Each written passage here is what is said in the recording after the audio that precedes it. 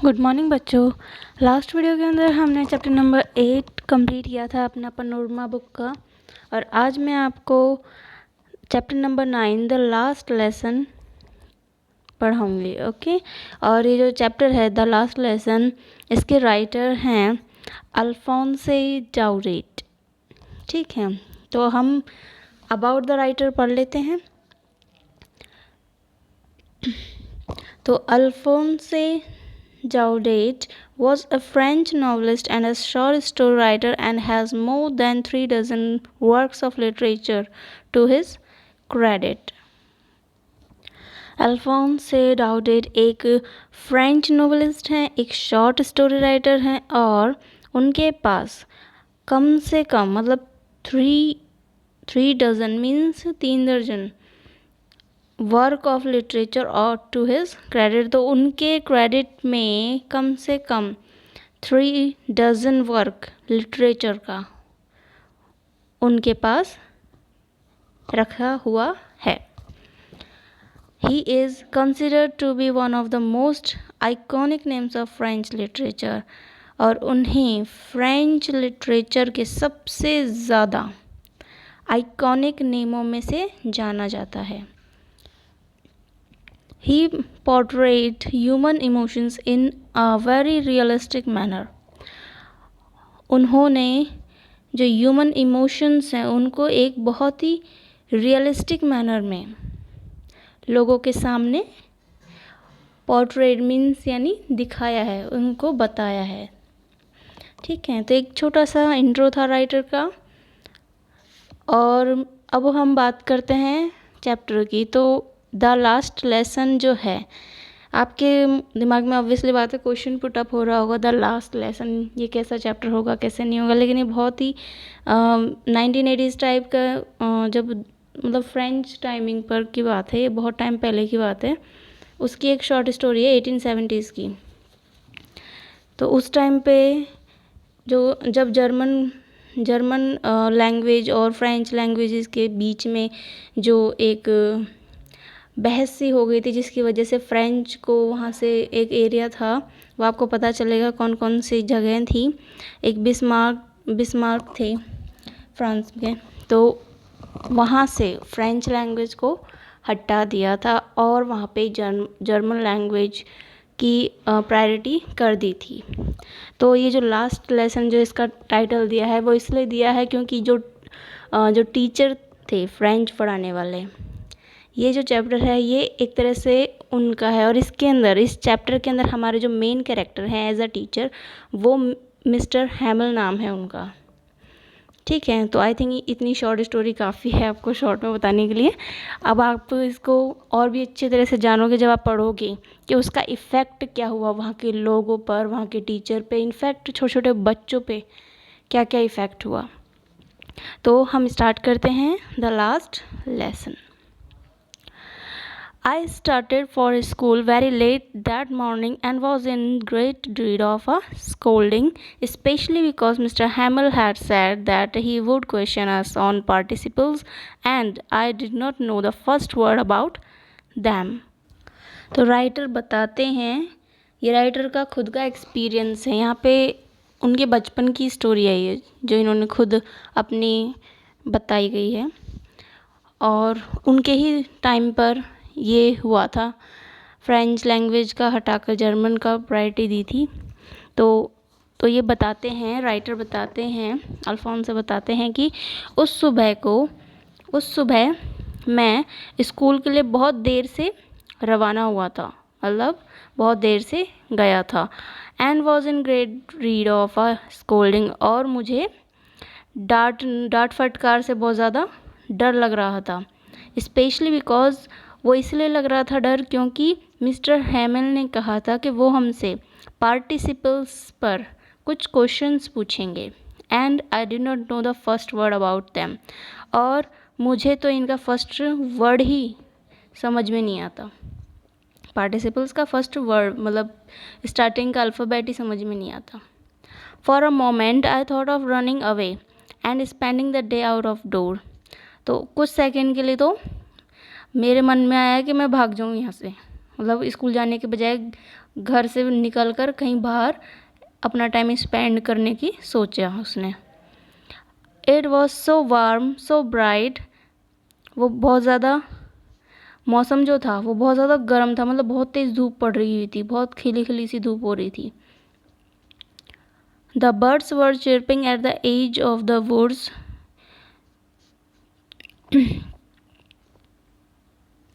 As of the woods यानी अपने जंगल का जो किनारा होता है उसे हम एज ऑफ द वुड्स कहते हैं। तो जंगल के किनारे बर्ड्स क्या कर रहे थे, चहचहा रहे थे, चिर्पिंग यानी चहचहाना। And in the open field back of the saw mill the Prussian soldiers were drilling. और सॉ मिल के पीछे की तरफ ओपन फील्ड में प्रूशियन सोल्जर्स क्या कर रहे थे, ड्रिल कर रहे थे, मीन्स कि अपनी प्रैक्टिस कर रहे थे, अपनी ट्रेनिंग कर रहे थे soldiers. It was all much more tempting than the rule for participles but I had the strength to resist and hurried off to school. तो राइटर बताते हैं इस लाइन के अंदर कि ये सारी चीज़ें रास्ते में जो ये देखते हुए जा रहे थे राइटर, तो वो बोलते हैं कि ये सब जो पार्टिसिपल्स के जो रूल्स थे जो उन्हें याद करने थे उनसे ज़्यादा टेम्पटिंग थे, मीन्स बहुत उनसे ज़्यादा अट्रैक्टिव थे, ज़्यादा इंटरेस्टिंग थे। But I had the strength to resist यानी कि अगेंस्ट जाना, तो मुझ में इस चीज़ के अगेंस्ट जाने की उसका जो उसे डर लग रहा था, तो उस डर के अगेंस्ट जाने की हिम्मत थी, स्ट्रेंथ थी। And hurried off to school, और फिर वो स्कूल जल्दी से निकल पड़े। When I passed the town hall, there was a crowd in front of the bulletin board. और जब मैं टाउन हॉल के पास से गुज़रा तो जो बुलेटिन बोर्ड है, जो नोटिस बोर्ड है, उसके सामने क्या था, एक क्राउड लगा हुआ था बहुत बड़ा, मीन्स बहुत ज़्यादा भीड़ जमा हो रखी थी।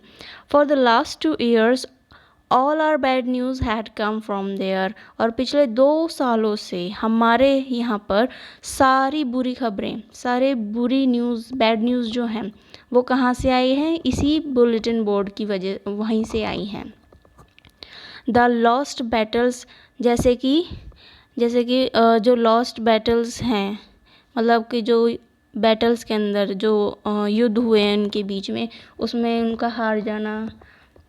द ड्राफ्ट, और जो the draft, the orders of commanding officers, और ड्राफ्ट्स मीन्स यानी जैसे सेना में किसी की कोई सिपाही की भर्ती होती है तो उसकी खबर, या the orders of the commanding officers, और जो भी कमांडिंग ऑफिसर्स हैं उनके ऑर्डर्स की खबर। And I thought to myself without stopping, और मैं चलते चलते ये सोचने लगा अपने आप में ही, what can be the matter now, कि अब क्या मामला हो सकता है। मन ही मन में अब ये सोचने लगे कि फिर भीड़ लग गई, मतलब फिर कोई बैड न्यूज़ आई है। तो राइटर ये अपने मन ही मन सोचने लगे कि अब पता नहीं क्या नया मामला खड़ा हो गया। Then as I hurried by as fast as I could go, the blacksmith watcher who was there with his apprentice reading the bulletin called after me, "Don't go so fast, Bub. You will get to your school in plenty of time." फिर मैं बहुत तेज़ speed से चलता गया, जितना कि मैं चल सकता था। तो फिर वहाँ पर तब जो वॉचर हैं, ब्लैक स्मिथ का नेम बताया यहाँ पे, वॉचर नाम है उनका। ब्लैक स्मिथ यानी आप जानते ही हैं लोहार होता है, तो लोहार का नाम है वॉचर। तो वॉचर ने फिर बाद में हु वॉज देयर, जो कि वहाँ बुलेटिन बोर्ड के पास में ही खड़ा था, विद हिज अपेरेंटाइज यानी उनके अंडर में जो ट्रेनर थे उनके साथ, और रीडिंग द बुलेटिन, और वो उस बुलेटिन बोर्ड को पढ़ रहे थे। कॉल्ड आफ्टर मी, उन्होंने फिर मुझे देखकर पीछे से चिल्लाकर कहा, डोंट गो सो फास्ट, के इतनी तेज़ मत चलो बब। बब यानी लड़के को कहते हैं, यहाँ पे बॉय को कहते हैं bub. Don't go so fast bub, you will get your to school in plenty of काम, कि तुम अभी स्कूल पहुँचने, मतलब तुम्हारे पास बहुत टाइम है अभी स्कूल पहुँचने के लिए। क्योंकि उन्हें तो पता था कि बुलेटिन बोर्ड पे जो न्यूज़ है वो क्या है, लेकिन राइटर को थोड़ा ना पता था। I thought he was making fun of me, तो उन्हें लगा, राइटर को लगा कि वो मेरा मजाक उड़ा रहा है. And reached Mister M Hamel's little garden all out of breath. और फिर मैं एम हैमल के जो छोटे से गार्डन था, लिटिल गार्डन था, उसमें आउट ऑफ ब्रेथ यानी हाँफते हुए, तो हाँफते हुए फिर उस लिटिल गार्डन में जा पहुँचा जल्दी से.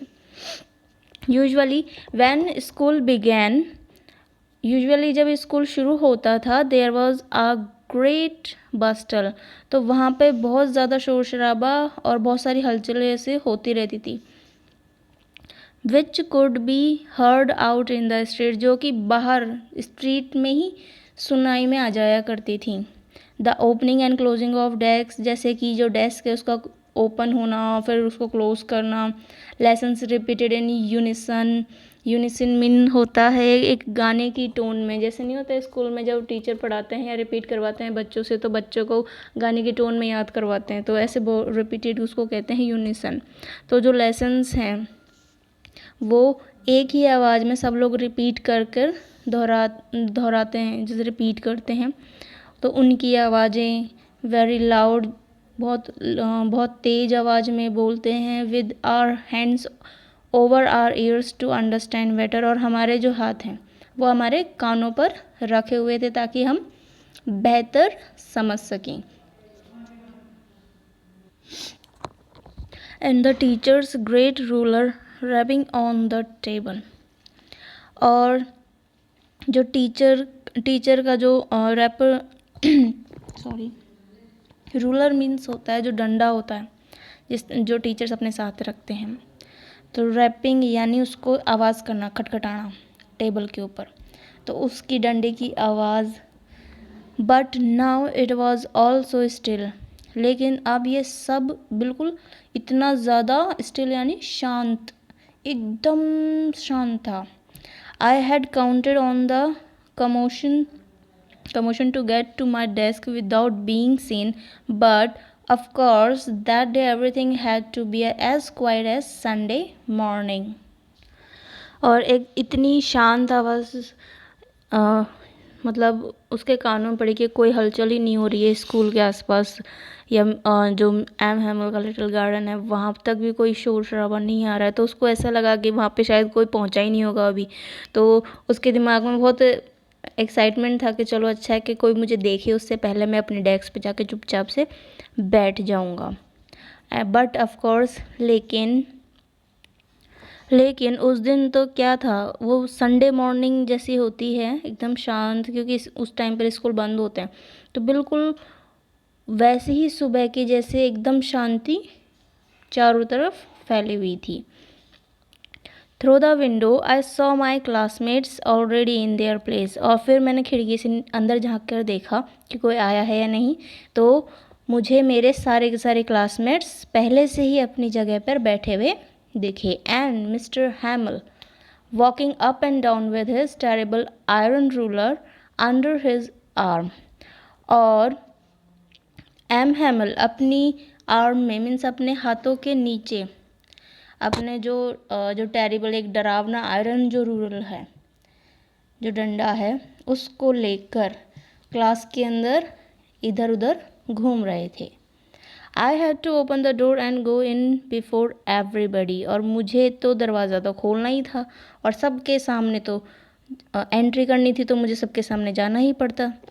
You can imagine how I blushed and how frightened I was, और आप ये इमेजिन भी नहीं कर सकते हो, मतलब आप इमेजिन करके देखो कि मैं कितना ज़्यादा ब्लश्ड हुआ हूँगा, मैं शर्मिंदगी मुझे फील हुई होगी, और हाउ फ्राइटेंड आई वॉज, और मैं कितना ज़्यादा डरा हुआ होऊंगा डांट पड़ने के चक्कर में.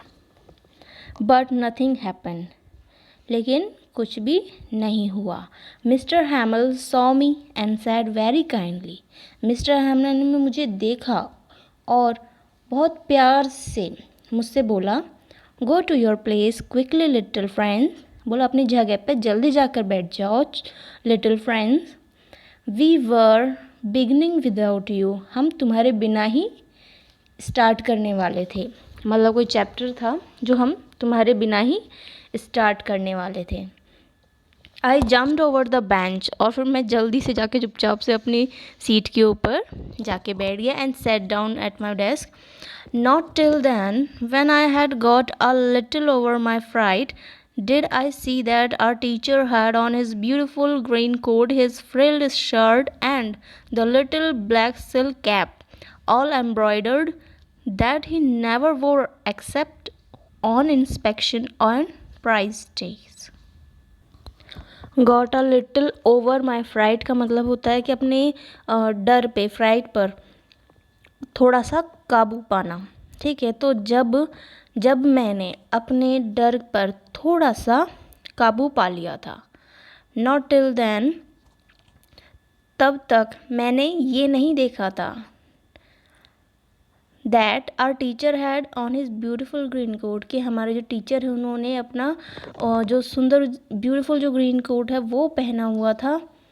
हिज फ्रिल्ड शर्ट, और उसके साथ अपनी फ्रिल्ड शर्ट, फ्रिल्ड यानी मतलब पहले जैसे पहनते थे मतलब फ्रेंच के अंदर जैसे फ्रिल करे हुए झालरदार होती थी, जो कि आजकल मतलब लेडीज़ में बाजुओं में होती है, और मतलब गले में भी फ्रिल्स डले हुए होते हैं।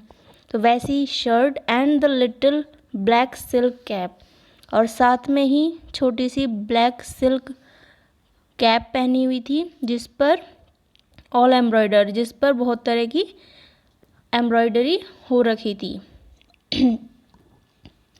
दैट ही नेवर वोर एक्सेप्ट ऑन इंस्पेक्शन, इसे वो हमेशा सिर्फ इंस्पेक्शन के टाइम पर या फिर प्राइज डेज के टाइम पर ही पहना करते थे। मतलब कि ये स्पेशल डेज पर ही पहना करते थे, और बाकी उन्होंने उस दिन वो पहन रखी थी। Besides the whole school seemed so strange and solemn, और इसके अलावा जो सारा स्कूल था वो बहुत ही ज़्यादा स्ट्रेंज लग रहा था, बहुत ज़्यादा अजीब लग रहा था, और बहुत ज़्यादा सोलमन यानी बहुत ज़्यादा ग्रेव लग रहा था, गंभीर लग रहा था। सब लोग ऐसे चिंता में डूबे हुए थे, ऐसे लग रहे थे। But the thing that surprised me most was to see on the back benches that were always empty, the village people sitting quietly like ourselves.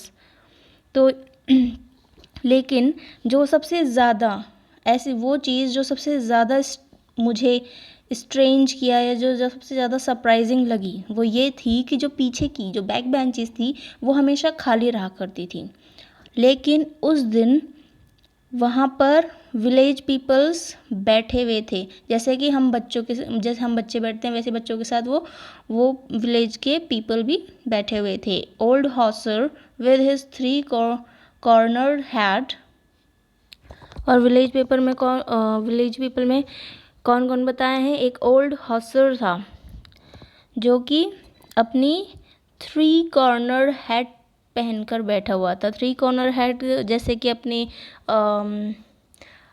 Pirates की मूवीज़ देखी होगी आपने, वो तिकोनी जो होती है जिसमें 3 कोने हो जाते हैं, उस टाइप की हैट पहनी हुई थी।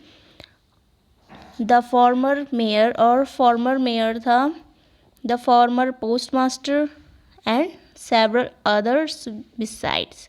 इन तीनों के साथ ही और भी गांव के लोग बैठे हुए थे। एवरीबडी लुक्ड सैड, और सभी दुखी या उदास दिखाई दे रहे थे। And Hauser had brought an old primer, और हॉसर एक पुरानी प्राइमर अपने साथ लेकर आया था जो किनारों पर थम्ड एट द एजेस, मतलब कि जैसे पेज पलटते हैं, जो किताब होती है उसे कहते हैं अपन प्राइमर। तो जो पेजेस को गंदे हाथों से अपन पलटते हैं तो अंगूठे की वजह से उस पर गंदगी लग जाती है, तो वही है कि जो उसमें थंब के निशान हो रखे थे किनारों पे, एजेस पे। And he held it open on his knees with his great spectacles lying across the pages, और उसने अपनी ये जो प्राइमर थी वो अपनी नीज पर रखी हुई थी with his great spectacles lying across the pages, और अपने पन्नों को मतलब पलटने के लिए उसने अपना जो ग्रेट स्पेक्टकल्स यानी बड़े बड़े जो चश्मे होते हैं जो भारी भरकम जो होते हैं उनकी मदद से वो उनके पेजेस की तरफ गौर से देख रहा था. While I was wondering about it all, M. Hamel mounted his chair and, in the same grave and gentle tone which he had used to me, said, "My children, this is the last lesson I shall give you." जब मैं इन सब चीज़ों के बारे में सोचकर surprise हो रहा था, तब M Hamel mounted his chair means M Hamel अपनी चेयर पर बैठ गए. And in the same grave and gentle tone, और उसी ग्रेव यानी सोलेमन मीन्स गंभीर, तो उसी गंभीर वॉइस में और जेंटल वॉइस में, जैसा कि उन्होंने मुझसे बात कर जो मेरे लिए यूज़ की थी, उसी टोन के अंदर सबसे कहा कि my children, this is the last lesson I shall give you. ये मेरा लास्ट लेसन है जो मैं तुम्हें पढ़ाऊँगा. The order has come from Berlin to teach only German in the schools of Alsace and Lorraine. Berlin से एक ऑर्डर आया है कि जो अल्सेक है और लॉरेन है, वहाँ के सभी स्कूलों में सिर्फ जर्मन लैंग्वेज ही पढ़ाई जाए. The new master comes tomorrow. तो जो आपके न्यू मास्टर हैं, जो न्यू टीचर्स हैं, वो कल आ जाएंगे. This is your last French lesson. और ये आपका लास्ट फ्रेंच लेसन है. I want you to be very attentive. और मैं चाहता हूँ कि आप लोग मेरी सारी बातों को ध्यान से सुने. What a thunderclap these words were to me. तो राइटर कहते हैं कि उनके ये जो शब्द थे वो थंडर क्लैप की जैसे, मतलब बिजली की जैसे, बिल्कुल जैसे गरजते हैं ना बिजली, उसकी तरह मेरे दिमाग में गरजे. Oh, the riches, that was what they had put up at the town hall. तो राइटर फिर अपने मन ही मन सोचते हैं कि द रिचेज़ यानी जो बुरे लोग होते हैं, बैड पीपल्स. तो द रिचेज़ किसके लिए बोल रहे हैं? वो जो बर्लिन से जो ऑर्डर आया है, तो वहाँ के जो लोगों ने जो ये ऑर्डर यहाँ लागू किया है, उन लोगों के लिए कि the riches that was what they had put up at the town hall. कि यही वो बात थी जो कि उन्होंने टाउन हॉल के जो बुलेटिन बोर्ड था वहाँ पर लगाई थी. यही वो बुरी खबर थी. ठीक है, तो हम यहीं पे स्टॉप करते हैं और मैं आपको इस चैप्टर के हार्ड वर्ड्स करवा देती हूँ, और उसके बाद यहाँ से माई लास्ट फ्रेंच लेसन ये मैं आपको नेक्स्ट वीडियो के अंदर कंप्लीट करवाऊँगी, बचा हुआ जो चैप्टर है. ठीक है, तो मैं आपको करवा देती हूँ कुछ हार्ड वर्ड्स, तो आप उन्हें नोट डाउन कर लीजिए. तो ये देखिए, ये हार्ड वर्ड्स हैं कुछ द लास्ट लेसन के. इन्हें आप नोट डाउन करते जाइए, मैं स्पेलिंग के साथ आपको बताती जाती हूँ. फर्स्ट है अपना सॉमिल. सॉमिल मीन्स होता है कैनरी और लंबर मिल. ये एक तरह की मशीन होती है, क्योंकि माइल यूज़ वर्ड ही हो रहा है, MILL. तो इसमें ये सॉ मशीन है जिससे ब्रिक्स वगैरह जो बनती हैं, वो वाली मशीन है. तो सॉमिल means canary and lumbar mill. Second है अपना अपेरेंटाइज. अपेरेंटाइज APPRENTICE. अपेरेंटाइज, इसके सिनोनिम्स हैं ट्रेनी और प्रोबेशनर. आपने ट्रेनिंग लेने वाला जो होता है ट्रेनी और लर्नर, तो आपने वर्ड्स सुने होंगे. इसके साथ ही एक नया वर्ड मैंने आज लिखा है प्रोबेशनर. तो ये अगर जैसे सीन पैसेजेस आते हैं, तो ये जैसे मैं आपको हार्ड वर्ड्स लिखा रही हूँ, तो आपकी बहुत मदद करेंगे अगर आप इन्हें याद करें तो, क्योंकि सीन पैसेजेस आपके लिटरेचर बुक से ही आते हैं. तो और ये आपके इस साल आएंगे 12th में. ठीक है, तो आप जो भी मैं आपको लिखवा रही हूँ वो वर्ड्स स्पेशली ध्यान रखें. इसके एडिशन में आप और याद रखना चाहते हैं तो आप रख सकते हैं. बाकी दो सिनोनिम्स मैं आपको ज़रूर बता रही हूँ हर वर्ड्स के. ओके, इन्हें याद ज़रूर रखें. तो थर्ड है अपना यूनिसन। यूनिसन होता है सिमुलटेनियसली और इन कॉन्सर्ट, यानी एक ही आवाज़ में। इन कॉन्सर्ट यानी कॉन्सर्ट आप जानते ही हो, कोई गाने का जो टोन होता है उसको कहते हैं कॉन्सर्ट। तो एक ही आवाज़ में कह लो या सिमुलटेनियसली यानी एक जैसा, उसे कहते हैं यूनिसन। फोर्थ है कमोशन।